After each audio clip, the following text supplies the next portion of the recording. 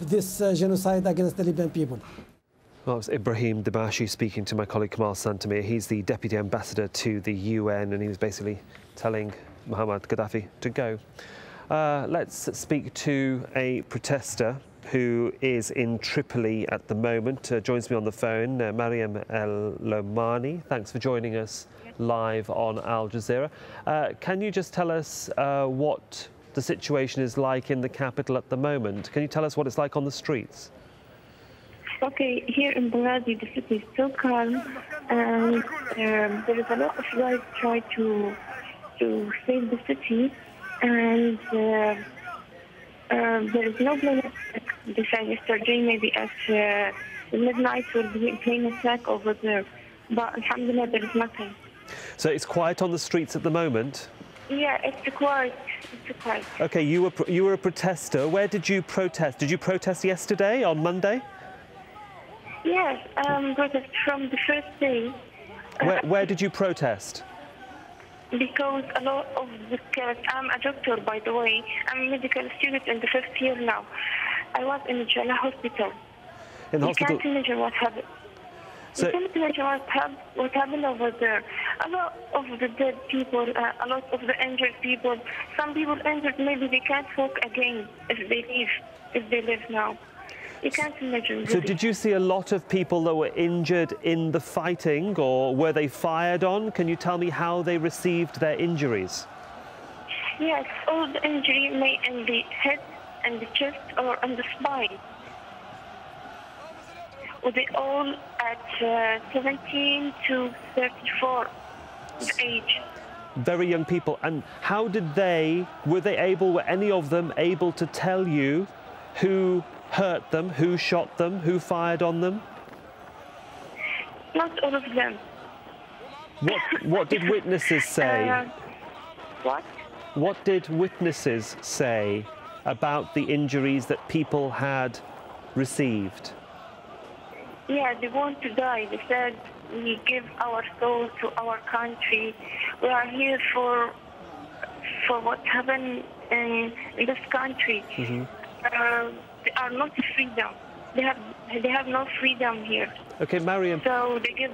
Do we know? What? Can you tell us who fired on these people? Do you know who hurt them? Yeah, some people from Africa. They said they were some people from Africa. From Africa. What? Now, yeah, they are black people from Africa. They are not Libyan. Mostly, at the first, there were some Libyan people try to kill them or try to shoot them, but at least the Libyan people said no, we are not gonna continue that. Then the African people try to call this policeman from here. They killed them. About 41 from the police killed by this African, and then they shoot the people. How frightening was it for you in hospital seeing all these injured people? What? How frightening was it for you to see all these injured people? I can't hear you. What you said, please? It's okay, Mariam. How frightened were you? Were you frightened? Concerned? I can't hear you. The line seems to be, I think, a little bit of a problem there for us. But Mariam, if you can hear us, thanks very much for joining us and certainly telling us what you've experienced there on the local hospitals in Tripoli. One of the witnesses there giving us their testimony of what they've experienced over the last few hours in Libya. Let's just give you an idea of how the cracks are now showing in the Gaddafi regime. Libya's Justice Minister Mustafa Abdul Jalil has already quit over the issue of deadly force against protesters. A number of diplomats have also resigned, including ambassadors to the Arab League and India. And 2 senior Libyan Air Force officers have defected to Malta after reportedly being ordered to bomb those protesters. Well, Youssef Bouandal joins me now in Doha. He's been following events for us across North Africa, and certainly we're seeing now major diplomatic activity on Tuesday on the back of what we're seeing: ambassadors resigning, ministers standing up and saying we've had enough, this is not good enough, we don't want to see this sort of violence on the streets. Let's just talk about these ministerial resignations. I mean, how damaging are they to Gaddafi in the situation that he's in, quite enclosed off?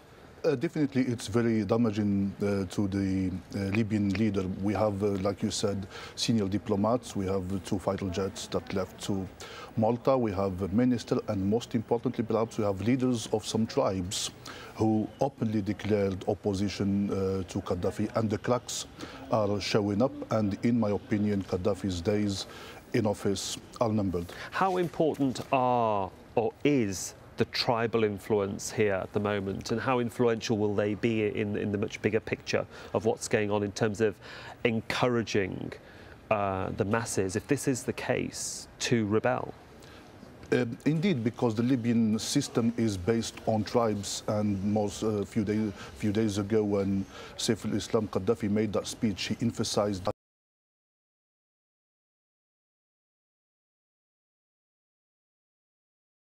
survived on keeping a balance between the different tribes that exists in Libya. And now we see that one of the major tribes in Libya sided with the protesters, and they said that they would give 24 hours before cutting off oil supplies to the west, and that's very, very important.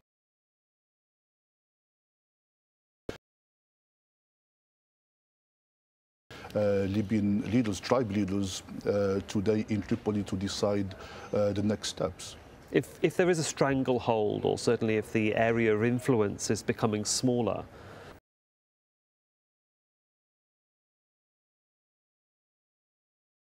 how important is it that the international community take a very strong stance? We are seeing now the potential for a Security Council meeting later on in the day, maybe 9 hours away from now, and the Arab League potentially speaking on Tuesday.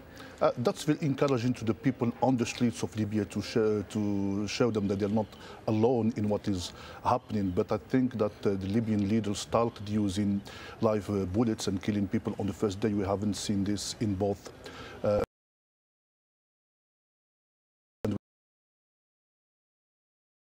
We have not seen Gaddafi in the first days on TV until yesterday. I think it's very, very important that the Security Council should take a stand on what is happening there.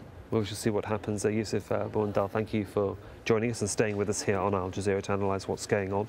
Let's go over now to Mansour El-Kikia, the chair of the Political Science Department at the University of Texas in San Antonio. He's written a number of books on Muammar Gaddafi. Thanks very much for joining us live on Al Jazeera. Can I just get your initial impressions of the past 12 hours? It's been a roller coaster of events. We're seeing diplomats and staunch allies of Muammar Gaddafi resign. His ambassadors across the world also giving up their posts. We see the Arab League meeting on Tuesday, the Security Council attempting potentially to come out with a very strong statement. Where does this leave Muammar Gaddafi? Well, I think it leaves him out where he should be, in the cold. First of all, his ambassadors and all those people resigning today should have done that a long time ago. They know exactly what Mr. Gaddafi is like, but I'm not going to hold it against them. I think they're human beings, and they make mistakes, and they're part of the Libyan population, Libyan people. My major problem really is with the international community, and how silent they have been in this situation where they see in front of them unfolding misery of Libyans. And we haven't heard too much spoken and said about this whole matter.